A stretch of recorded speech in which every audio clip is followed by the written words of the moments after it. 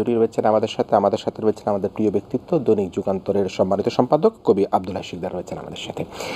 আমরা আসলে জাতীয় সংসদ এবং গণপরিষদ নির্বাচন নিয়ে কথাই পর্যবেক্ষণ করেন এবং লিখেন। উনি তো রাজনৈতিক বিশ্লেষক, কবিটাই ওনার বেশি পরিচিত। জি জি জি এবং এবং এবং দুজনেই আমরা মনে করি যে এই গত 15 বছর থেকে আরম্ভ করে রাজনীতির অঙ্গনে রাজনীতিকে দেখছেন, বুঝছেন এবং নিজেরা নিজেদের নির্মোহ আলোচনাগুলি করবার চেষ্টা করছেন। আমরা দেখেছি মিস্টার সুব্রত সেটি আমরা দেখেছি যে গণঅভ্যুত্থানের পরবর্তী প্রেক্ষাপটের নিয়ে প্রত্যাশা এবং জাতীয় সংসদ নির্বাচন সংস্কার বিষয়ে জাতিসংঘের ঢাকা অফিস কর্তৃক একটি গোলটেবিল বলা হচ্ছে, গোলটেবিল হয়েছিল গতকালকে। এবং সেখানে জাতিসংঘের মহাসচিব অ্যান্তনি গুতেরেস তিনি যেটা বলেছেন, তিনি বলেছেন সংস্কার ও নির্বাচনের ক্ষেত্রে সরকার ও রাজনৈতিক দলগুলো ঐক্যমত্যে পৌঁছাতে পারলে জাতিসংঘ সেই ক্ষেত্রে প্রয়োজনীয় সহায়তা দিতে প্রস্তুত রয়েছে। এবং সেই অবস্থায় আমরা তিনটি প্রধান দলের কথাই বলি। বিএনপির পক্ষ থেকে বলা হয়েছে বৈঠকে বিএনপি নির্বাচন কেন্দ্রিক সংস্কার শেষে দ্রুত সংসদ নির্বাচনের কথা তারা উল্লেখ করেছেন। জামায়াত ইসলামী নির্বাচনের পাশাপাশি সংস্কারের উপর তারা গুরুত্ব দিয়েছেন এবং নবগঠিত যে ছাত্রদের দল এনসিপি সংবিধান সংশোধন পাশাপাশি গণপরিষদ ও জাতীয় সংসদ নির্বাচনের কথা তারা উল্লেখ করেছেন। তবে একটা জায়গায় যেটি বেশি বলা হচ্ছে সেটি হচ্ছে যে এনসিপির পক্ষ থেকে জুলাই গণহত্যার সাথে জড়িতদের বিচারে দাবি করেছেন। সেই জায়গায় কিন্তু আমরা দেখতে পাচ্ছি যে দেশের দল মত নির্বিশেষে সকলেরই কিন্তু একটা মত রয়েছে, ঐক্যমত রয়েছে, কিন্তু সংস্কার, অল্প সংস্কার, বেশি সংস্কার, সেই জায়গাটার মধ্যে একটা মনে হচ্ছে ঘাটতি রয়েছে। ধন্যবাদ। আপনি তো সূচনায় অনেক বক্তব্য দিয়েছেন। এখন মূল প্রতিপাদ্য বিষয়টা কি লেজাগোবরে হয়ে গেছে আর কি, মানে আপনি যেভাবে উপস্থাপন করছেন বাস্তবে তো সেটাই হচ্ছে আর কি, একটার সাথে একটা মিশে যাচ্ছে। আমি প্রথমে জানতে চাই যে মহাসচিব মহোদয় কী জন্য আসছিলেন, ওনার পারপাসটা কী ছিল? আমাদের তো বলা হলো যে আমাদের যে রোহিঙ্গা সমস্যা এটা একটা আন্তর্জাতিক বিষয়, মহাসচিব এসে যদি এটা কিছুটা সমাধান দিয়ে যেতে পারেন বা তাদেরকে কত দ্রুততম সময়ে নিজ দেশে পাঠানো যায়, যেটা ওখানে কক্সবাজারে গিয়ে ওনারা খুব আবেগের সাথে কথাগুলো বলেছেন, মাননীয় প্রধান উপদেষ্টা বলেছেন, ওর মধ্যেই থাকেন। কারণ এটা তো একটা জটিল বিষয় এবং এটাকে আন্তর্জাতিক অঙ্গনে নিয়ে যাওয়া অতীত সরকারও করেছিল, আপনি তো আরও ভালোভাবে করতে পারবেন এবং ভালোই আপনি অ্যাডভোকেসি করেছেন এবং ওখানে গিয়ে তাদের ভাষায় কথা বলেছেন, আমরা বলি রোহিঙ্গা ভাষা, চাটগাইয়া মিক্স আর কি, ভালোই বলেছেন, সবই ঠিক ছিল। কিন্তু ওনাকে আইনে আবার আপনি রাজনৈতিক মাঠের মধ্যে ছেড়ে দিলেন, এইটা জিনিসটা বুঝলাম না কেন।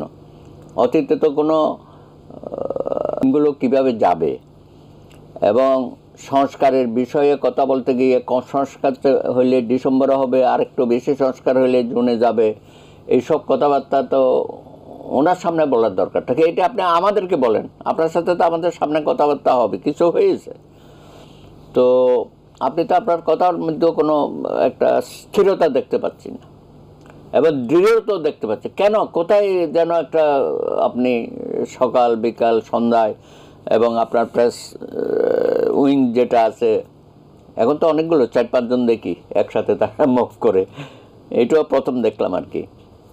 আগে হয়তো ছিল কিন্তু সামনে ছিল না, এখন দেখি সবাই সামনে আসছে, মানে এটা কর্মদক্ষতা আমাদের ভালো, এটা আমরা নাকশ না কোনোটাতেই।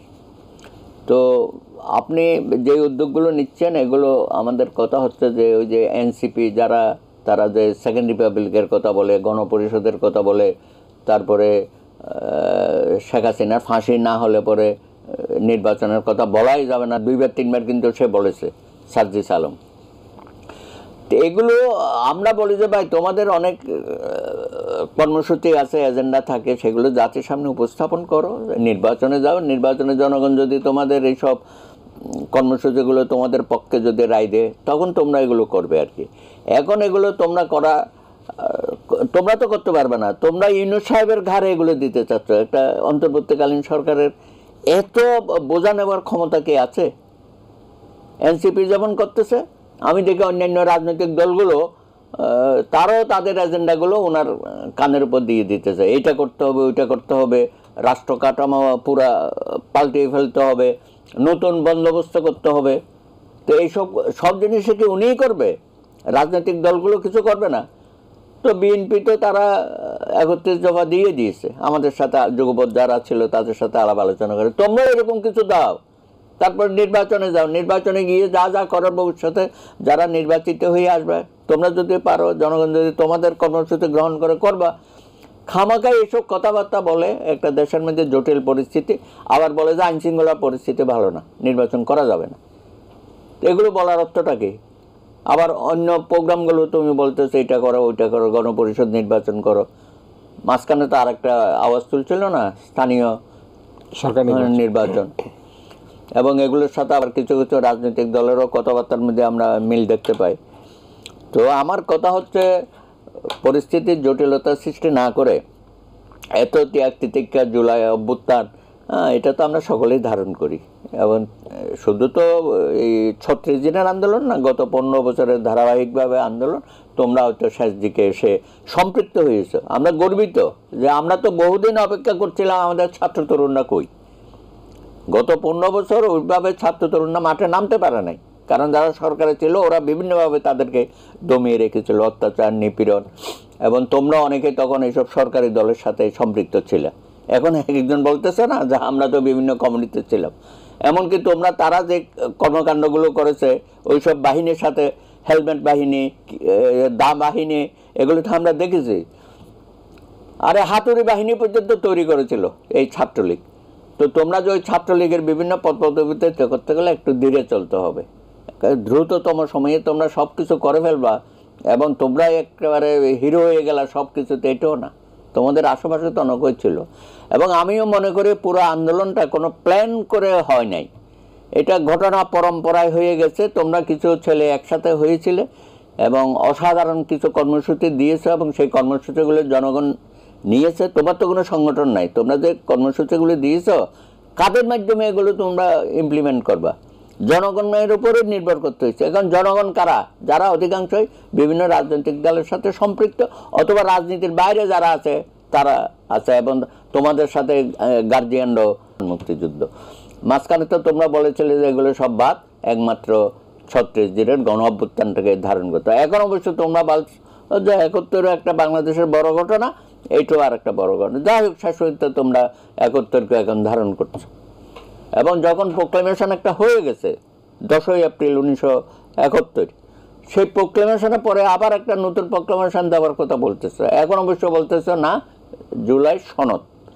ঠিক আছে, দেখা যাক, আমরা সকলে মিলে যদি কিছু রাষ্ট্রের স্বার্থে বা আমাদের জনগণের স্বার্থে যদি আমরা সকলে মিলে একটা ঐক্যমতে পৌঁছাতে পারি, চার্টার যেটা ন্যাশনাল চার্টার, তো অসুবিধা নেই, সেটা তো আমরা একমত হতেই পারি। ভাই বাইরেও যদি কিছু সহযোগিতা করে আমাদেরকে, একটা পথ দেখায় তাদের লেখনের মাধ্যমে, বক্তব্যের মধ্যে দিয়ে, নিশ্চয়ই আমরা উপকৃত হব। পথ দেখে আমরা আপনাদেরকে অনুসরণ করি। কবি আব্দুল রাহিক শিকদার ভাই, একটা বিষয় কিন্তু খুবই আমাদের একটা ভালো লাগে, সেটি হচ্ছে যে আমরা যে এখন